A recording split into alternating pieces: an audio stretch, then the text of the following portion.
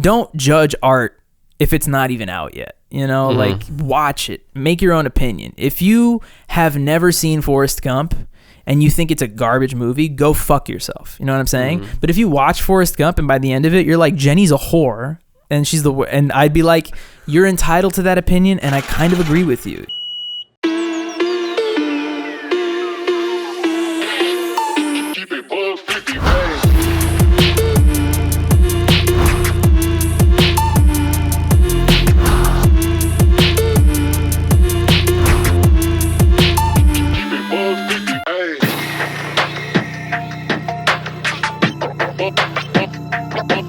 Hey, what it do? Episode 247 of the Joystick Show. We didn't even realize last week that technically last week's episode would have been the 4th of July episode because 4th of July happened yesterday as of this recording. Yeah, but,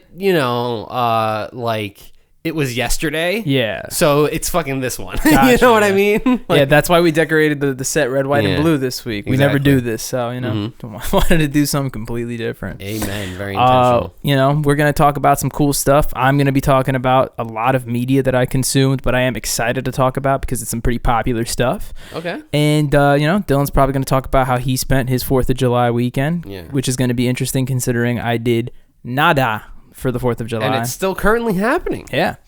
But before we get into anything, go ahead and like this episode of The Joystick Show. Feel free to subscribe to El Boyos. There's a bell, gives you a notification. Yep. So you can stay up to date with everything that we put out, which as of right now is at least one video a week. And if you find Jerry or Joey, let us know where they went. We don't know. We're missing them. It's very scary. We got the fireworks in the background. This is perfect. Literally just starting again. Yeah.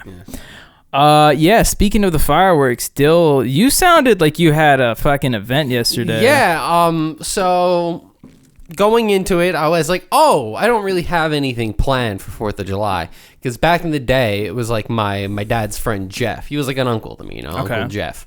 And he would always throw like a big 4th of July in Old Howard Beach, which is like Howard Beach, but across the water. You know what's up. It's in a Chronicle. You can watch that. What is that place called? Hamilton Beach. That's right. Yeah. But he lived kind of in that general area, and he would throw the big party. But now that that's gone, my parents are kind of sad a little bit on 4th of July, low key, because they're like, hey, we don't really have much to do. I didn't have much to do. I show up to my fiance's house to a breakfast buffet, essentially. Okay. Just because it's like, hey, it's the 4th of July. It's a holiday. Right, and I remember sometimes when I stay over, they have like breakfast in the morning. I know that like when we went up to New Hampshire, it was like a huge fucking display. So they did that shit, but it was just us. Yeah. So I'm like, man, I gotta eat a lot of fucking potatoes right now, which by the way, those fucking home fries really hit. Hell yeah. Breakfast food in general is just so American breakfast, like we nailed some type of cuisine, and it was that and barbecue. Absolutely. However, we started out going deep into Long Island to the Riverhead outlets. Okay. Which I don't know if you've ever those been. are the deep people. 2 hours in. Yeah, that's fucking Splish Splash. Yeah. Which maybe they got rid of Cliff Diver, I'm not sure, but I remember specifically every time you drive out to Long Island, you look on the left and you see a giant fucking slide from the Splish Splash, and I didn't see it. I think maybe we just took the other highway. Maybe the trees got bigger. Yeah. Maybe. Life goes on. But the Tanger outlets are a fucking madhouse. Yeah. It wasn't that bad. It was like, I think because it was like hot and it was like an actual the holiday as opposed to like the holiday weekend. Yeah. It wasn't that busy. And as we were walking through an H&M, we saw a little shirt that had some Greek written on it. And it translates to Happy Sardines. Seriously? Why? Is it from like a sardine company or just a little quirky Greek thing? Harumenes Sardeles. Okay. Which means happy sardine. We go into another store. It's like, I forget, it's like Francesca's or something. It's like a woman's store that sells like sundresses or whatever. We walk in there and they have a whole display of sardine related merchandise. We go into another like as seen on TV store. It's like there's mad like, the slap chop and all like, and they have every type of poker set, all this shit. And they have like sardine posters. Am I missing something? I'm like, so now I have to, it's like, I feel like I'm in a fucking like Saturday Night Live sketch. I'm like, what the fuck is going on? So I'm like, Marianti looks at me. She's like, what the fuck is this? And I'm like, I have to Google, why are sardines trending? Yeah. Bobby, I didn't know. Last year was Brat Summer. This is Sardine Girl Summer. What? Sardines are not only a health benefit, but they like tripled in sales in 2025. And people were like, that's weird. Why are they trending? And it's basically like a recession indicator. So it became like a meme on TikTok that like every time there's like a recession or depression in the United States, sardine sales go through the skyrocket, just to the fucking moon. So yeah, a lot of sardine merch, and I'm happy that you're repping it. Yeah, I'm happy that I'm repping it also with the Greek shit. I gotta say, now that I know the context, I'm fucking jealous. I want that shirt really bad. Oh my god, like the girly shit. Like if I was a woman, I would have like a sardine bag. It's like fucking, because it's like all like pastel-y color, like some little like sardine labubu, yellow and pink, like a little pink lemonade sardine or whatever. Oh like my what the god. fuck are we doing? But yeah, I got, bought a good amount of shit.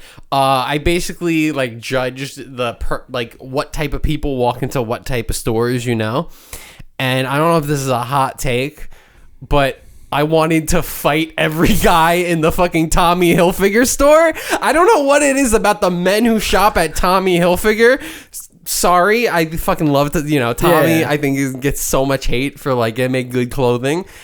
But like the people in that store, if bad things happen to most of those people, wouldn't be like, yeah, whatever, deserved. Yeah, it was like karma was just coming back, guys. What the fuck was it with these people? I don't know. at the Everyone was Tommy like Hilfiger pushing store? each other out of the way. People were just like throwing shit like it was a Marshall's on a weekend. Like it was just like, have some respect. we're at for the Tommy, outlet, man. All right, shit's locked up. It's not Ross for less. The fuck is this? Exactly, right? It's like that Sebastian joke where it's like, this isn't my size. Yeah. And he chucks the mic. It's like, it's literally felt like that sometimes. But then other stores are like, everything's pristine. There's like not a fucking speck anywhere, right? And then, you gotta go, if you're gonna drive out 3 hours to Long Island, go to Greenport. Have you been to Greenport? No. Greenport's fucking beautiful. Unfamiliar. It's very nice. A lot of boats. Assuming green, and there's a port. Yeah. Cool. There's a lot of it's it's a coastal town. Like Gotcha. imagine if Broad Channel was a bunch of rich white people. Okay. Like that's the type of vibe. And there's like bands on the water. Everyone's on their yacht honking at each other. Like, what are we doing? Like, this is weird etiquette I'm not familiar with. And you go to the best ice cream shop there is, which is Magic Fountain, which is like a ice cream shop with a line around the block. Yeah, I've been in Long to Island. ones like those before. And the thing is you buy the ice cream and everyone just eats it standing in the parking lot. So when you pull up, you just see like a bunch of kids like eating it. You're like, what the fuck? And then what did we do? As a family, we stood in the parking lot and ate that fucking ice cream. I got like butter pecan or something like that, and it was like incredible. Like, I felt drunk. I was like, this is fucking crazy. That's fire. There's a spot like that in Celebration, Florida. Have you ever heard of Celebration, Florida? Not sure about this. If you look up pictures of it, I'll post it here so you can see. The best way I could describe it is it's a city, or rather a town in Florida, that looks like a movie set. It doesn't look real. Like everything is this like a golf cart town sort of situation? No, it's not like it's public. Just nice. It's just, it looks like a movie lot. And the reason behind it is because back in like, I'm just going to make up a decade here, let's say the 60s. And if I'm close, I'm close. Yeah, probably, 60s, 70s is when apparently Walt Disney had this whole idea to buy like towns in Florida and turn them into like, municipalities. Yeah, like the whole Epcot. Exactly. And Celebration was like the one town that they bought, but it kind of like didn't get fully seen through. So that's why the town itself, even though it's still a town, like you can live there, they have a post office, all that stuff, it looks like it could be a part of Disney World. It doesn't look real. And there's a really famous ice cream spot there that's dope. That's when you said the line around the block, it's literally every day. That's how it is. But you end the night. I remember Bobby had a hot take about the fireworks. In the chat. I did. I was fucking tread lightly, because Jose and I were roasting you after you responded to my hot take. Yeah. Here's the thing. Wrong take on my end. Uh-huh. I'm fully aware of that. I was completely 4th of July, I'm very pro-America, and then the rest of the days, I'm very anti-America. Yeah, It's kind of my take. If anyone knows me, if anyone knows my political takes... Well, just to preface, we should say what my take was. Okay. I think I said something along the lines of, it's hard to feel patriotic this 4th of July knowing what's going on. It kind of feels like the fireworks are more like a cover-up than they are a celebration. Yeah, and as I have fireworks blowing up Over my your eardrums, which is like literally in Whitestone, they have like a schoolyard, and they literally just rapid fire for 30 minutes, just like 20K worth of fireworks. Crazy. And you're right there, right? So it's like in Rockaway, it's the same thing where I'm from. It's like they just do them every like 10 blocks on the beach, but this was like, you know, like painful. Yeah. And I was just kind of like, you know what? Fireworks are fucking dope. Fuck Bobby. Fuck Bobby. Even though I completely 100% agree with his take. You see, in that context, it makes sense. Yeah. I also mistakenly told Jose that I would have bet money you were drunk at the time, but no. okay, you were texting in lowercase, and that's kind of like when I started. No, it's just Instagram keeps. I guess Instagram knows that my Instagram was banned. Gotcha. So every time I log into the app, it lets me log in, and then it kicks me out like at some point. Gotcha. So I always have to just go on the browser if I want to respond to shit. But no, I just liked fireworks, man. That's about it. I mean, I do too. Yeah, I mean, yeah. Listen, my problem wasn't with the fireworks. Yeah, directly. no, I mean, it was a much bigger problem. I mean, if anyone knows, like, you know, my political takes, I'm kind of like, here, I'm being honest, and you know, if anyone from like ICE or the TSA is listening, I am traveling abroad internationally in a couple of months and in January, so I'm keeping a lot of the stuff, a lot of my political stuff, and then after those trips, you're just gonna let loose with your takes. There's some Middle Eastern countries which, like, I'm not gonna name anything about anyone. Yeah. Let's just say that the Nets drafted a couple people from this country. Yep. And a Russian. Yeah. So I'll leave it at that. You know, happy 4th, I guess. Also, isn't it weird that we don't celebrate our independence? We celebrate the day we decided that we wanted to be independent. Yeah, true.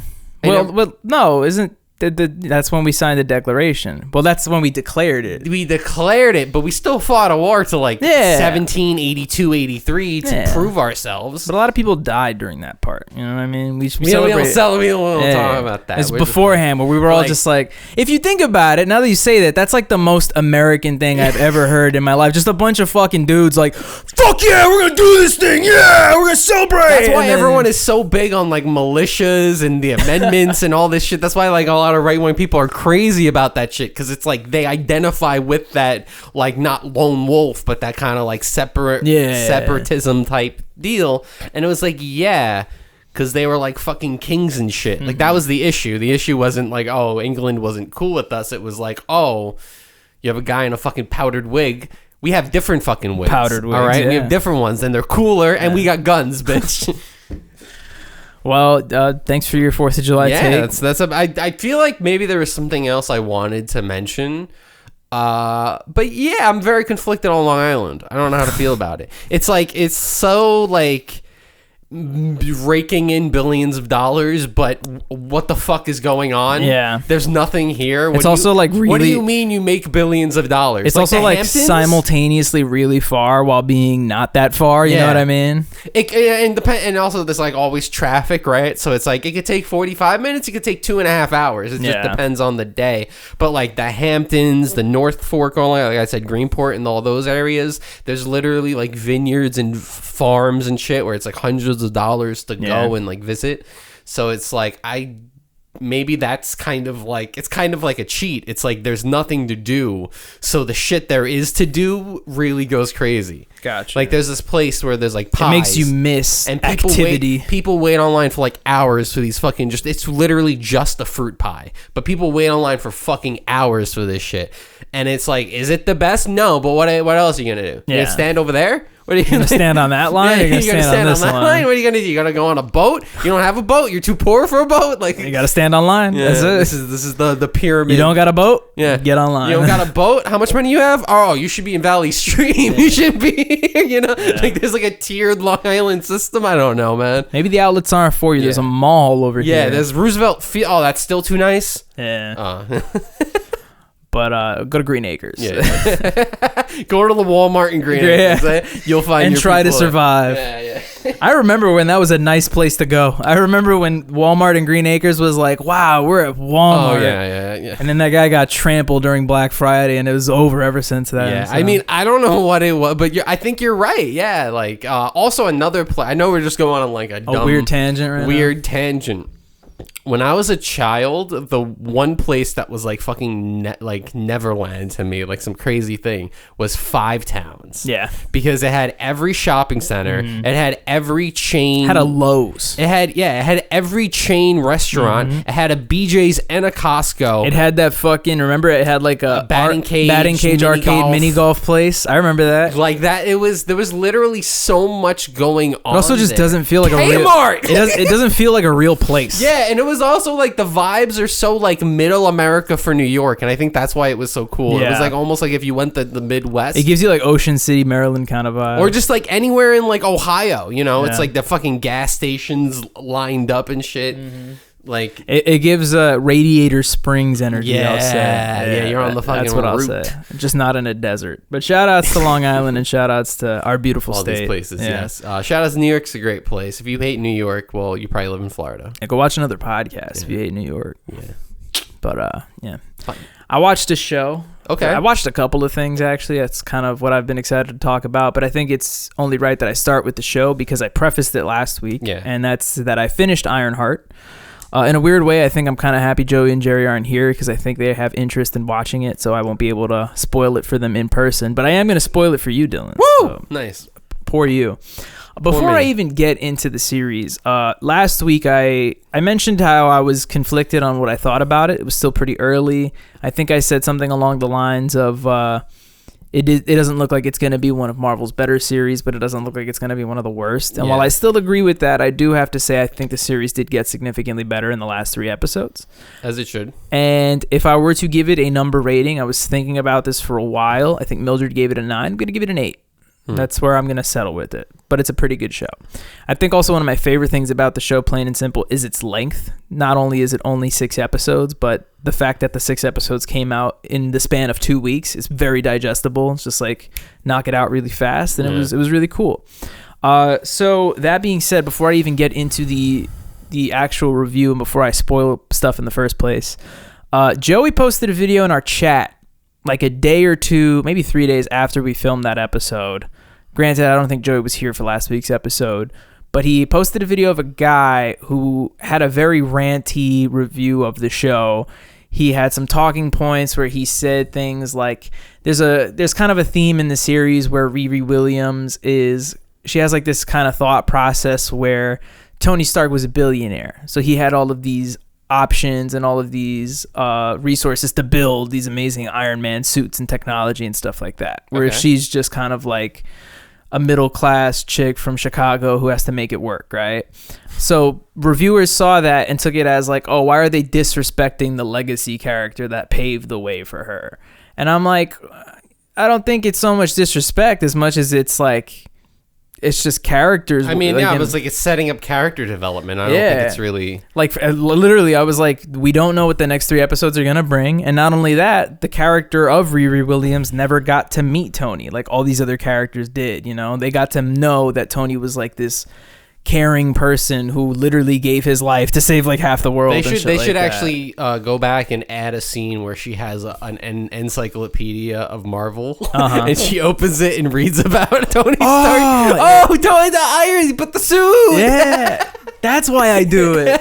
But fucking the point is, there were just all these like hateful things that people were saying about the show, and literally all I could think of was like, let the show finish. You know, let the show be over. Once all 6 episodes are out, if you still hold those opinions, I can't take them away from you. But it really bothered me that so many people were jumping the gun to bash this show. And then, interestingly enough, on Rotten Tomatoes, it had a weird score where I think the audience gave it like a 30 or 40 or something like that, but the critic score was at 86% because Rotten Tomatoes intentionally got rid of like a bunch of hateful reviews that were being written even before the show premiered. So it's like the show was getting review bombed.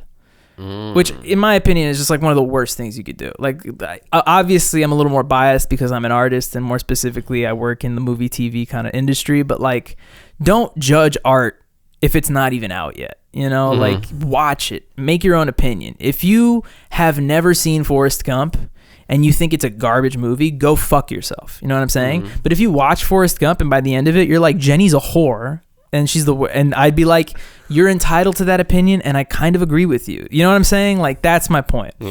That being said, another funny thing, Robert Downey Jr. even made a statement where he was like, if you don't like Ironheart, you're racist. And I was like, damn, RDJ, go ahead, fucking let him know, Tony. But all that being said, the show finally did finish. I think it finished pretty strong. And I do want to spoil a couple things. So, spoiler alert, there goes the graphic. That's not what it sounds like. It goes doom, doom. I mean, I like the wee woo. Well, we'll work in a wee woo at some point. It's me yelling wee woo. Got you. Anyway, the show is pretty cool. I don't really care to spoil too much about like the show or like the plot of the series because, to be honest, it's a pretty condensed plot. It doesn't offer too much to the grand scope of the Marvel Cinematic Universe until the last episode. Okay. So in the third episode, well, I'll preface this. Last episode, I was talking about the character, the Hood, who's the main villain in the series, played by Anthony Ramos. He's like a demonic type character. He has a hood and boots that give him these like special powers where he can bend bullets and go invisible and yada, yada, yada. And while in the comics, he gets those gear, or he gets that gear from a demon, a lot of people were specifying and theorizing that we may be seeing Mephisto in the Marvel Cinematic Universe, who, for lack of more explanation, is Marvel's devil. It's who the Marvel personifies as being the devil. He makes deals with people. He comes across as the devil. All this shit, yada yada yada. And of course, like I theorized, they brought him in. Yeah. And even cooler than just having Mephisto in the Marvel Universe in the first place is the fact that he's being played by none other than Sacha Baron Cohen. Like you said. Like I said, which is cool because he's been rumored to be playing Mephisto for like almost, if not more than 10 years. Yeah. So it's the fact that like he's been tied to it, but we're not only seeing it until now. He plays a really great Mephisto. I mean, Sacha Baron Cohen's a great actor. I feel like he gets pegged for being like the Borat guy a lot. Because he's the Borat guy. Of course. Yeah. And that's not to take away from it. Borat and those characters are absolutely incredible. Yeah. But he also has range. He's like a very, very good actor. And part of that definitely shines in his portrayal of Mephisto. And now there's even reports that Mephisto may be the main antagonist of Spider-Man 4. So that'd be pretty cool to see in the future. I very much I can visualize that very much. So should be interesting to see. I mean, it kind of makes sense considering right now in the Spider-Man universe, nobody knows who Peter Parker is. Everybody who has forgotten his identity via the events of Spider-Man No Way Home. So it'd be kind of cool if Spider-Man meets a little guy named Mephisto and decides to take a deal with the devil. And the last thing I'll say is the series actually does end with Riri making a deal with Mephisto. So I mentioned last week that there's a cool part of the series where Riri accidentally develops an AI that's meant to portray her best friend Natalie, who died. Yeah. But at the end of the series, something happens where the AI gets erased and she can't get it back.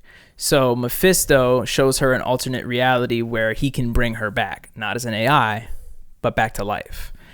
Riri takes the deal. He brings Natalie back to life. She has her best friend back again, but now she's starting to feel the effects of taking the deal with Mephisto. So like her body is decaying or getting marked and stuff like that. So there's more set up for Riri in the future. But that being said, so it just ends like that. Just ends like that. Oh. I mean, she beats the final villain. He's still alive, so he's in the mix as well, which is cool. There's also some elements that might be tied to the Doctor Strange universe later on, but all in all, I thought it was a really well put together show. I had faith. Anything that Ryan Coogler's attached to, he tends to do really well with. And I'll hammer it home. I said it last week. I'll say it again. The music in this is it Ludwig? Fire. Is it the guy? Is it him? No. I don't mean like the original music. I mean like their song choices. Okay. Like, you know what I mean? And no, I don't think it's Ludwig just because I would recognize it as being unique. He's very. It is fairly, even standard. like his remixes of songs on Spotify are like, he did this. Yeah, Ludwig is he's fucking awesome. Shout out to Ludwig Göransson. But yeah, I'll give Ironheart a solid 8 out of 10. And if you haven't seen it, go check it out. It's pretty good. Yeah.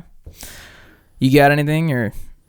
I mean, I'm going to see the fucking Mets tomorrow. You are. Back in fucking like December, I bought these shits. Yeah, like, because you're watching them play a very specific team. yes, they were playing the New York Yankees. Yes. Who got fucking spanked the last 2 games. Yep. Yeah, the other game too. They got spanked today. Hey, the other game was close, but like if you watched it, it was like, yeah, the ball, and I don't know, there's just a certain thing where like when it's humid out, the ball fucking flies. You think that it wouldn't? Yeah. In the summer, the ball just goes further. There's Gotcha. less wind. It's just the air's lighter. I feel you. The ball goes, way further.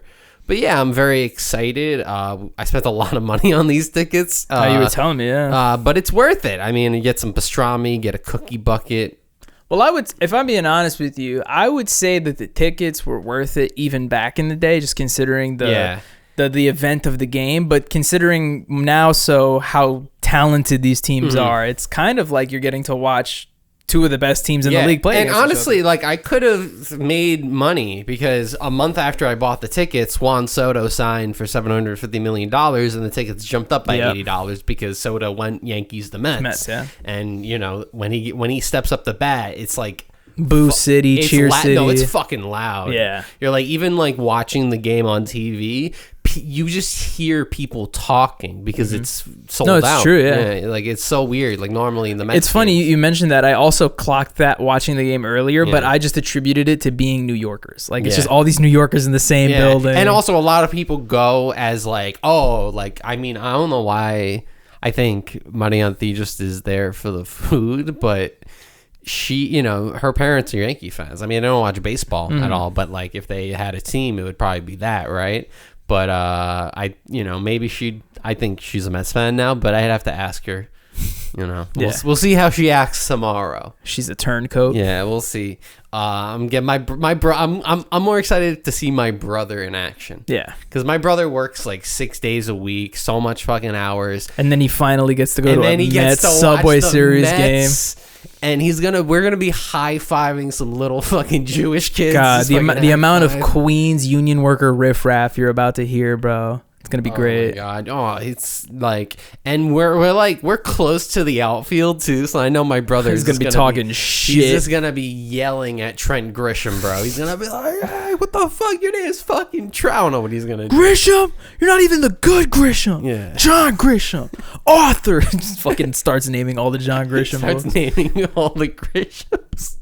Yeah, but I mean, hopefully the Mets get the sweep. The Mets have been playing terrible the last month, so this is awesome to actually see this. And it's also, not to be that guy, it's nice that the Mets are starting to do good as the Yankees are doing bad. So it's a nice balance of a redistribution of power here in New York baseball. So also, just to cap it off, I was going to ask you earlier, unbiased opinion, not as a fan of the Mets, but as a follower of baseball, who's the stronger baseball team in New York right now, the Mets or the Yankees? The Mets. Okay, fair enough. Yankees have 3 of their 5 starting pitchers injured too. So I would say with that, maybe the Yankees, but again. And Lindor made the All-Star, you call it. I mean, look Starter. at that. We got him. Shout outs to all the people we told to vote last week. They totally did, and they were the ones that got it. So they were the swing vote. Yeah, the team Joystick it's Lindor and the Los Angeles Dodgers. Yeah, pretty much. That's the team. But yeah, fucking go play catch. If you have a niece or nephew, go play catch with them. If you have you're playing 50% of baseball. If you have a friend, go play catch. It's great. It's a good time. We'll play catch. I'm down. I have a glove. You should play. I mean, basketball too. I'm down for that. Yeah. I have a basketball. I don't have a hoop though. We have to go to a park for that. Yeah. That's fine. Yeah. Show up at like 9 a.m. with some baggy basketball shorts. Real quick shout outs to my coworker Sydney, who was actually teaching me how to play one-on-one basketball a couple months ago. I actually learned a lot. Granted, if I'm being completely honest, he's got like 4 inches on me and like 100 pounds, so pretty hard to score on. I didn't score at all, but I defended the best out of everybody. Partially because he was teaching me. He's like, you got to get low, you got to follow me. So I blocked more shots.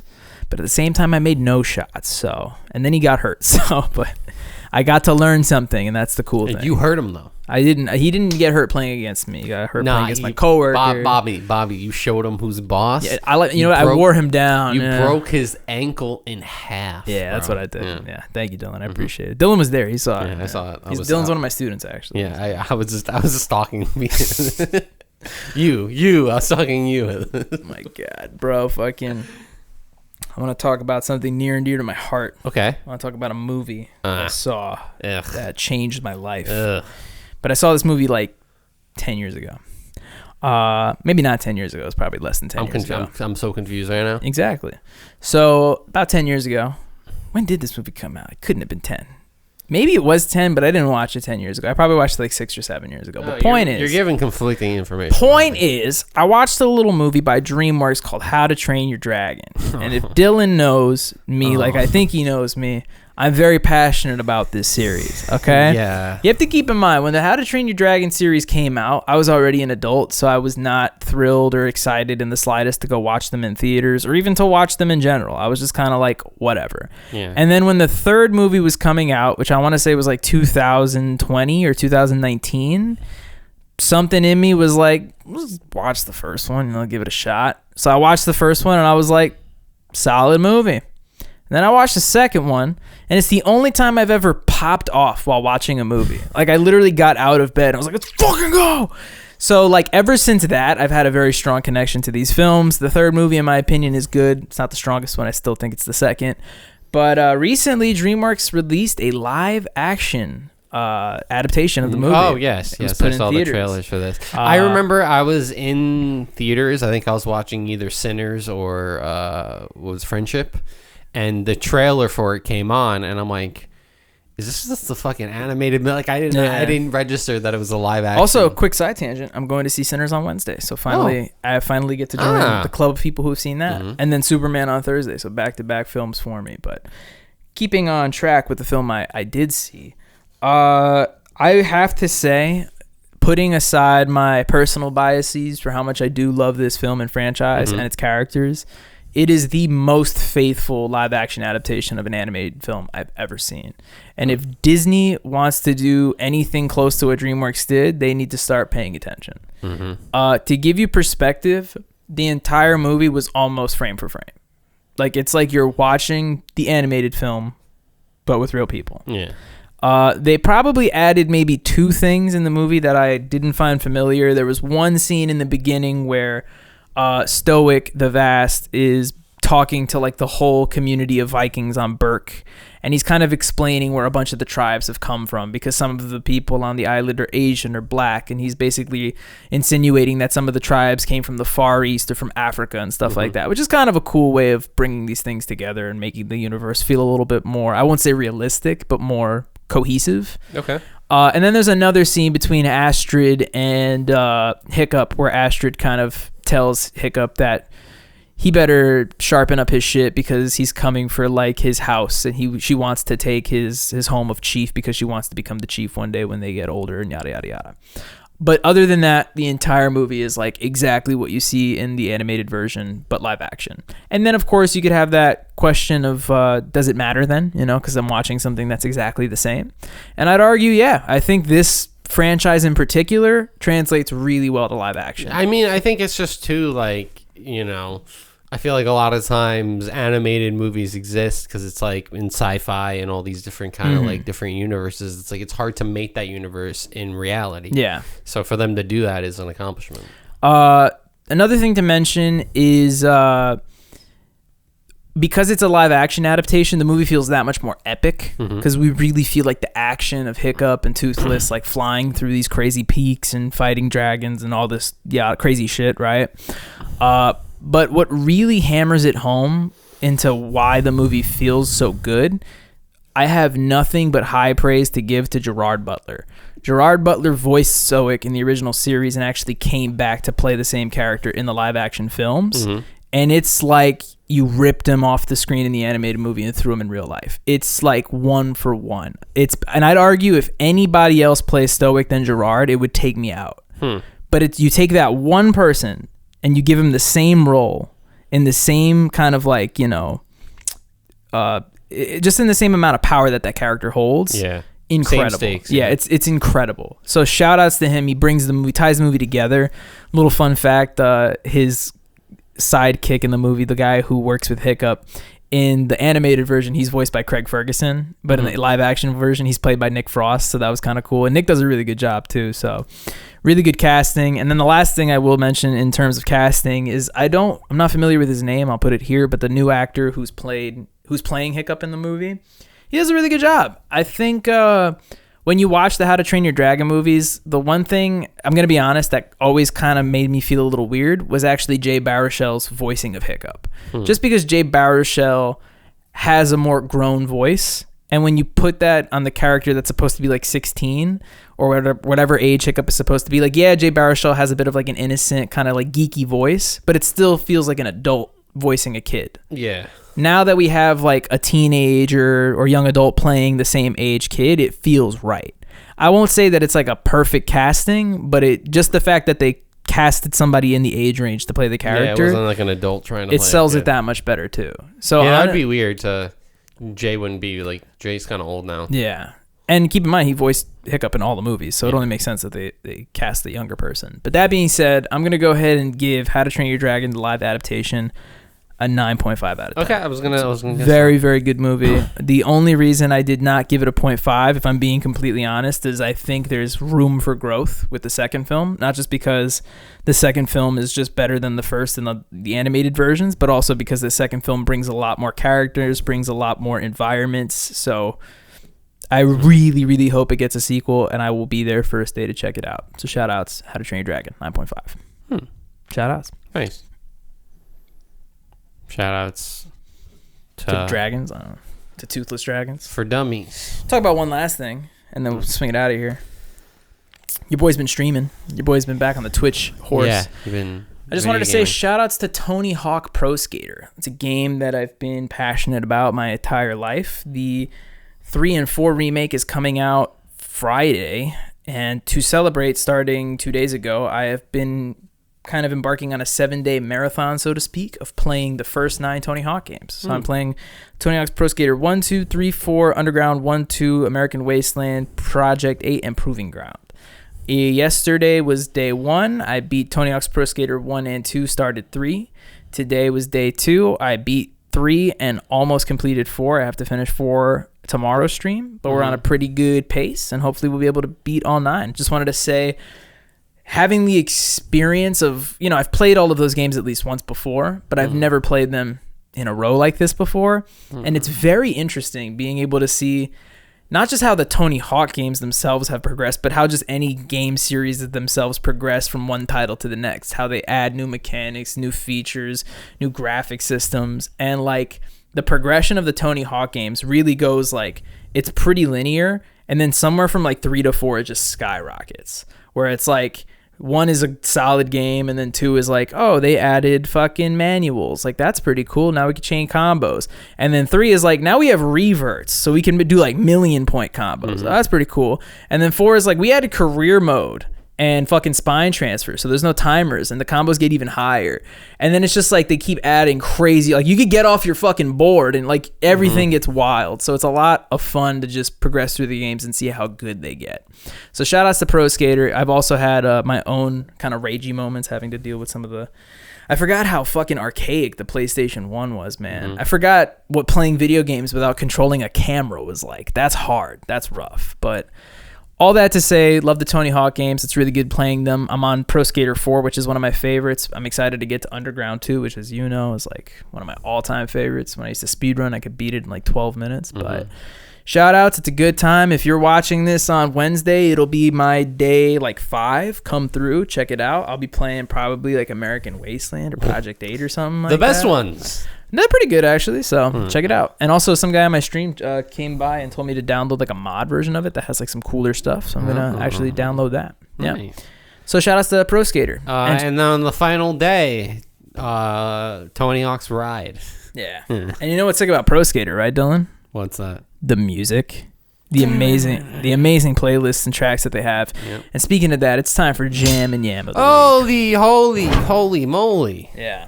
So look, I'm just going to get through this real quick. Okay. I didn't listen to a lot of new music. Jam Yam. But I did listen to a lot of old music.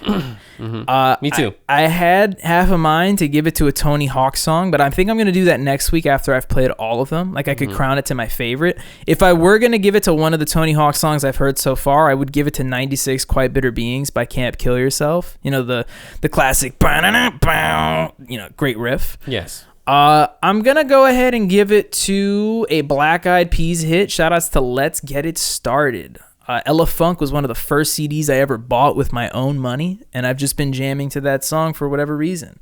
The other pick was probably going to be Music Sounds Better With You by Stardust, but I'm going to go with Let's Get It Started. Because, guys, let's get it started. Woo! Nice. I like your story. Thanks, pal. I feel like Joey riffs on me a little bit back about how I have like 2 minutes of a story. Yeah. Usually with my songs. I don't have that. I was going to pick a song from Lost, and I was like, why would I do that? So I'm actually looking for the name of the song that I'm picking, and it's not fucking loading. So are you lost right now, trying to find the song? I'm lost right now, man. I'm fucking lost. It's loading. It's loading. I'm picking a fucking Turnstile song. Okay. Because go watch from Lost.